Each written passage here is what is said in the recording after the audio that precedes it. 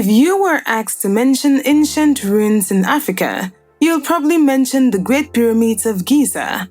You'll be right, but those are not the only ruins in Africa. There are so many other amazing ruins on the continent. Africa is home to many of humanity's most important historical sites. From Togo to South Africa, the continent houses some of the world's most incredible ruins, including cliffside dwellings, mega amphitheaters, and monolithic towers that have stood for thousands of years. From the grounds of former kingdoms and religious sites, here are the most astonishing ruins you need to know. Number 10. Adam's Calendar, South Africa. This 75-year-old ruin site is also affectionately known as the African Stonehenge. Predating both the actual Stonehenge and the Great Pyramids of Giza by 10,000s of years, the discovery of Adam's Calendar in 2003 was a complete accident by a South African pilot. It is thought to be the oldest man-made structure on Earth. It is the only completely functional megalithic stone calendar that is almost perfectly whole. African shamans have called it Inzalo Ilanga, which means birthplace of the sun. Number 9. Nok Caves, Togo. The Nok Caves, stuck within the cliff sides of northern Togo, were used as dwellings by the local Moba tribes during the 18th and 19th centuries. A neighboring ethnic group, the Chokosi, often attacked the Moba, kidnapping their people to hand over to European slave traders in exchange for guns and horses. How incredible! The caves provided shelter and helped the Moba evade capture by the slave trade.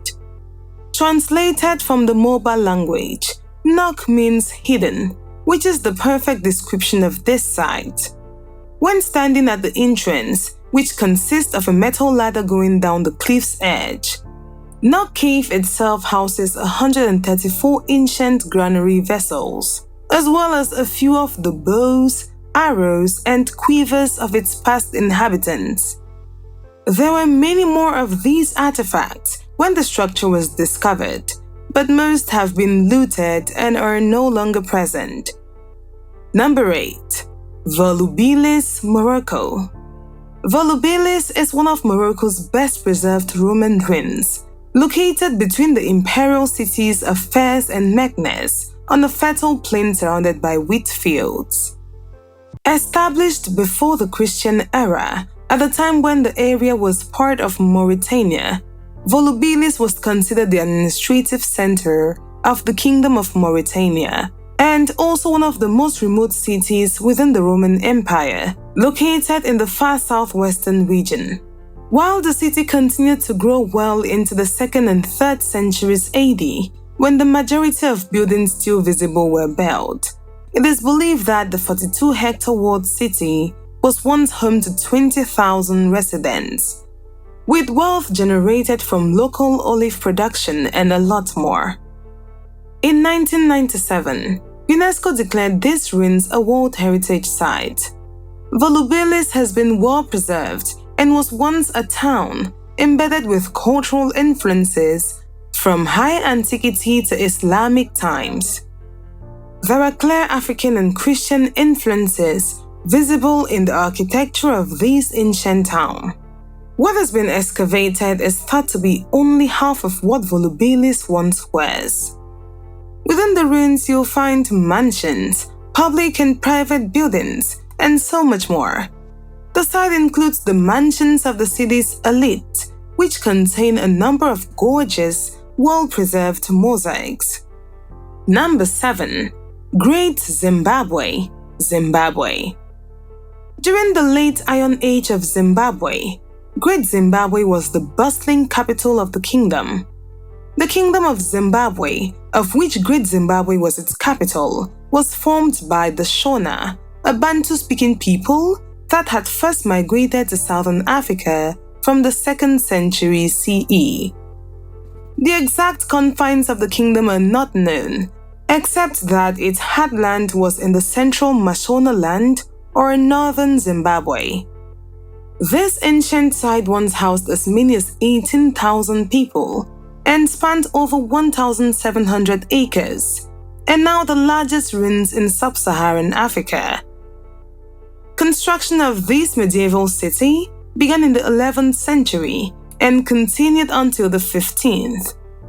The ruins are home to three distinct architectural groupings: the Hill Complex, the Valley Complex, and the Great Enclosure. All are built with an extremely impressive dry stone technique that doesn't use any mortar to keep the stones in place. Isn't that just incredible? Number 6. Gedi Ruins, Kenya. Gedi lies on the coastal region of Kenya, 94 kilometers north of Mombasa town, another historic town.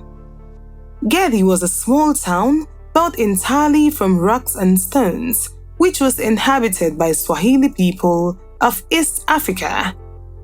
This historic town dates back from the 15th century, and through careful preservation, most of the original foundations can still be seen today. In 1927, the Gedi historic town, which occupies an area of 44 hectares of land, was declared a historic monument, and much diggings and preservation work was carried out, such that large areas of this ancient town are now revealed, including the pillar tombs, the palace, and a great mosque. The historic town of Gedi occupied a very large area and had two walls around it. The inner wall was where the rich lived. The outer wall enclosed 18 hectares, which also included farm and plantation land, with quite a number of mud and wattle houses for the middle class. Outside the walls is where the peasants lived. If you want to find out more about this place, why not just visit it? Number 5. Luxor Temple, Egypt. Originally named Thebes, Luxor was a major power center in the ancient Egypt during the Golden Age. Luxor was built mostly on the east bank of the River Nile. The pharaohs typically resided in northern Egypt, but chose to head down to this region during the 10th dynasty, and it soon became the center of governors. The settlement went from a relative agricultural backwater to the capital of Egypt and flourished during the Golden Age from 1570 BC to 1090 BC, when Luxor was home to a population exceeding 1 million. In the city of Luxor lies the oldest open-air museum in the world, the Luxor Temple. Roughly built in 1400 BC, the temple was created to worship Amun-Ra, the ancient Egyptian god of the kings and the king of the god. The magnificent temple was built by Amenhotep III and completed by Tutankhamun and Horemheb. Ramses II added to the final structure. During the Roman era, the temple and its surroundings became a fortress, housing the government in that area. Number 4. Kilwa, Kisiwani, Tanzania. The island of Kilwa, Kisiwani, as fancy as it sounds, is located in the south of Tanzania, a short boat ride from the mainland, and it was once a thriving seaport. From the 11th century, the sultans of Kilwa became rich from the control of gold trade. Gold was mined at Great Zimbabwe, far off in the interior, and carried by caravan and then by boat to Fatimid, Cairo, passing through Kilwa on its way north. Kilwa grew in the 13th and 14th centuries and is mentioned by several early chroniclers. Amongst the ancient structures on this island are the impressive ruins of the Great Mosque, the oldest standing mosque on the East African coast, as well as the palace of Husseini Kubwa. The palace, which overlooks the island, was once the largest building in sub-Saharan Africa. Number 3. Ruins of Aksum, Ethiopia. Aksum was the name of a city and a kingdom which is essentially modern-day northern Ethiopia and Eritrea. We have talked about Aksum several times on this channel. So dear explorers, before we continue this video, if you are not yet subscribed, please join the group. If you are already subscribed, continue watching, commenting, and sharing. Now back to where we were. Research shows that Aksum was a major naval and trading power from the 1st to the 7th centuries CE. As a civilization, it had a profound impact upon the people of Egypt, Southern Arabia, Europe, and Asia, all of whom were visitors to its shores, and in some cases, they were residents. Aksum developed a civilization and empire whose influence at its height in the 4th and 5th centuries extended throughout the regions lying south of the Roman Empire, from the fringes of the Sahara in the west, across the Red Sea, to the inner Arabian desert in the east. The Aksumites developed Africa's only indigenous written script, Ge'ez. They traded with Egypt, the Eastern Mediterranean, and Arabia. The ruins of the age-old city of Aksum are located near Ethiopia's northern border and include monolithic pillars, giant stelae, royal tombs, and the remains of ancient castles dating from between the 1st and 13th centuries AD. The largest of the still-standing pillar towers is by the entrance of the main stele area, at the height of over 75 feet. Isn't that amazing? The overall largest tower is at 108 feet, lies where it fell, and is possibly the largest monolithic stele that human beings ever attempted to erect at that time. The kingdom of Aksum was built on the crossroads of 3 continents and was once the most powerful state between the Eastern Roman Empire and Persia. Number 2. Laas, Geel, Somalia. These formations consist of 10 rock cubicles sitting on the rural outskirts of Hargeisa. They house some of the earliest known cave paintings in the entire Horn of Africa. Dated somewhere between the 9000 and 3000 BC, they were apparently known to the areas of inhabitants for centuries. Although the existence of this rock art only received international attention after it was discovered by French researchers in late 2002. Depicted among the different caves are drawings of cattle in ceremonial robes accompanied by humans, a domesticated dog, a giraffe, and various types of wild dogs. Now let's get to number 1, the Great Pyramid of Giza in Egypt. Oh well, this architectural wonder needs no introduction. The Giza Pyramid Complex includes 3 great pyramids, the Great Sphinx, a number of cemeteries, a workers' village, and an industrial area. Not only is the Great Pyramid of Giza the oldest of all the 7 wonders of the ancient world, it's also the only one to have remained largely intact over the years. Egyptologists believe the pyramid was built over a period of 20 years, with construction concluding around 2560 BCE.